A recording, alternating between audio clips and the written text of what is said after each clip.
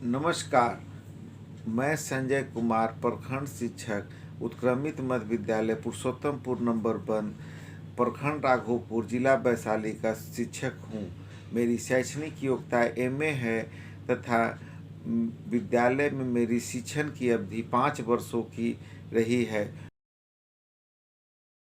मैं वैशाली जिला के बारे में कुछ बताना चाहूँगा। वैशाली जिला जैन धर्म तथा बौद्ध धर्म का यहाँ पर प्रमुख स्थल में से एक है। वैशाली में भगवान बुद्ध का कर्मस्थली रहा है तथा भगवान महावीर का जन्मस्थली रहा है। यहाँ के कोल्हुआ में सम्राट अशोक के द्वारा स्थापित अशोक स्तंभ है। वहीं पर बौद्ध स्तूप भी है। उसी के बगल में कुंड ग्राम के पास में भगवान महावीर का जन्म स्थल है, जहाँ पर एक भव्य मंदिर है और वो जैनों धर्म का एक बहुत बड़ा केंद्र है। वैशाली में ऐतिहासिक स्रोतों से पता चलता है कि दुनिया में जो सबसे पहला जो गणतंत्र की स्थापना यहाँ लिच्छवी गणराज्य में हुआ था। वैशाली का एक समृद्ध इतिहास रहा है। यहाँ पर अलग अलग पुरातत्व विभागों के द्वारा खुदाई करवाने पर बहुत सारे प्राचीन साक्ष्य प्राप्त हुए हैं। मेरा विद्यालय वैशाली के प्रखंड राघोपुर में अवस्थित है। प्रखंड राघोपुर चारों तरफ से गंगा नदी से घिरी है। मेरा विद्यालय 3 तरफ से गंगा जी तथा एक तरफ से एक छोटी सी नदी के बीचों बीच में जफराबाद पंचायत में अवस्थित है। मेरे विद्यालय जहाँ पर अवस्थित है उस गांव का नाम पुरुषोत्तमपुर है। मेरे विद्यालय में बच्चों की कुल संख्या 447 है। मेरे विद्यालय में सबसे बड़ी समस्या ये है कि यह वर्षा ऋतु के समय में यहाँ पर बाढ़ के पानी से वो पूरी तरह से वो डूबने की स्थिति में वहाँ पहुँच जाता है। पर बाढ़ का पानी पूरे गांव में, पूरे क्षेत्र में वहाँ पर आ जाता है, जिसके कारण वर्षा ऋतु में वहाँ पर स्कूल को बंद करना पड़ जाता है। वहाँ पर वो शुद्ध किसान तथा मजदूरों का इलाका है। वहाँ के लोग पटना या वैशाली की तरफ या तो नाव से आवागमन करते हैं या गर्मी में जब पानी घटती है तो वहाँ पर पीपा पुल लग जाता है, उसके माध्यम से आते जाते हैं। हम लोग भी वहाँ पर बच्चों को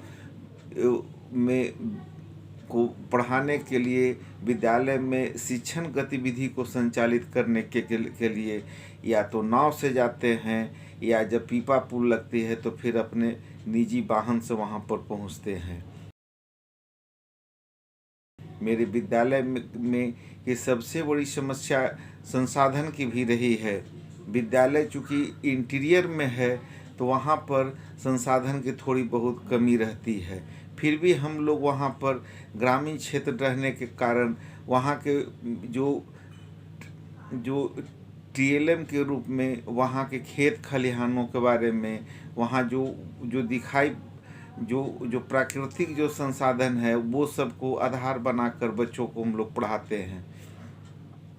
विद्यालय में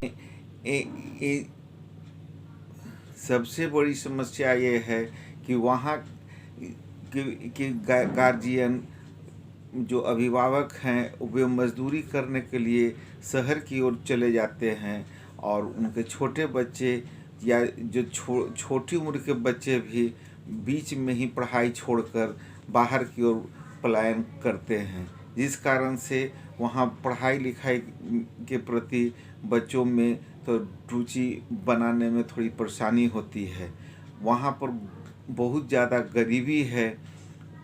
वैशाली जिला के इस भूभाग में एक समस्या ये भी होती है कि वहाँ के हमारे विद्यालय के तरफ में किसी प्रकार के वाहन का आवागमन नहीं है, जिस कारण से किसी प्रकार का कोई सामान अगर विद्यालय में लाना या ले जाना होता है तो हमें भारी परेशानी की सामना करना पड़ता है।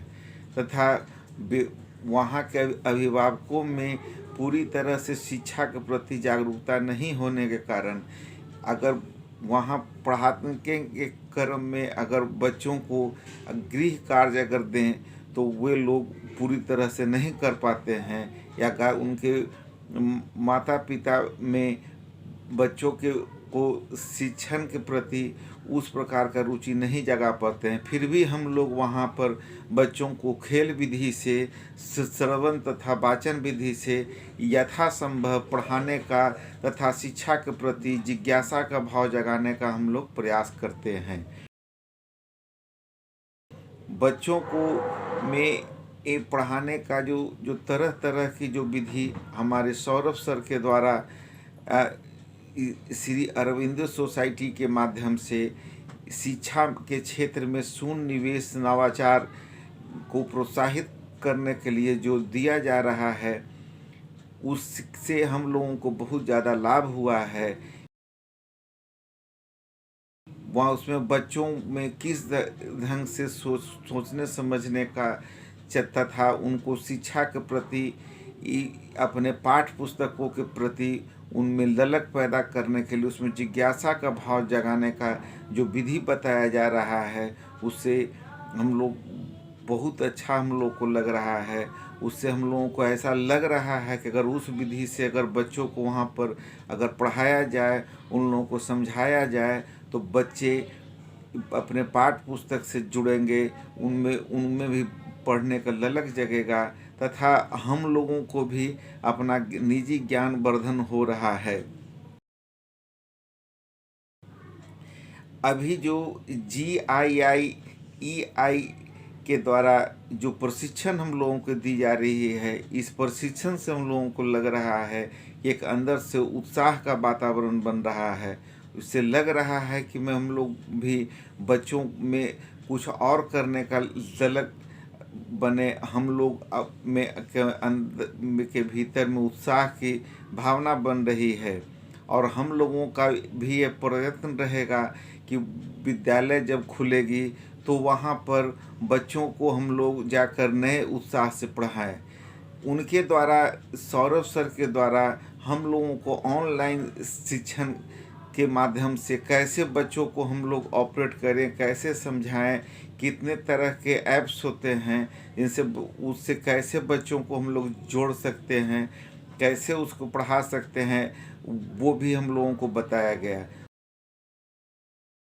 उससे पहले से भी हम लोग अपने विद्यालय का संचालन इस कोरोना काल में ऑनलाइन के माध्यम से तो कर ही रहे थे, लेकिन उनके द्वारा बताई गई विधियों तथा उससे जो हम लोगों को जो ऑनलाइन के माध्यम से बच्चों में को पाठ को किस ढंग से रुचिकर बनाया जाए, कैसे उनमें एक प्रतियोगिता का वातावरण बनाया जाए, कैसे उनमें तरह तरह का एक्टिविटी क्रियान्वित किया जाए, वो बताया गया। जिससे हम लोगों को लगा कि अगर इस विधि से अगर बच्चों को पढ़ाएं तो सचमुच में उनका ज्ञान वर्धन, उनका मानसिक विकास हो पाएगा।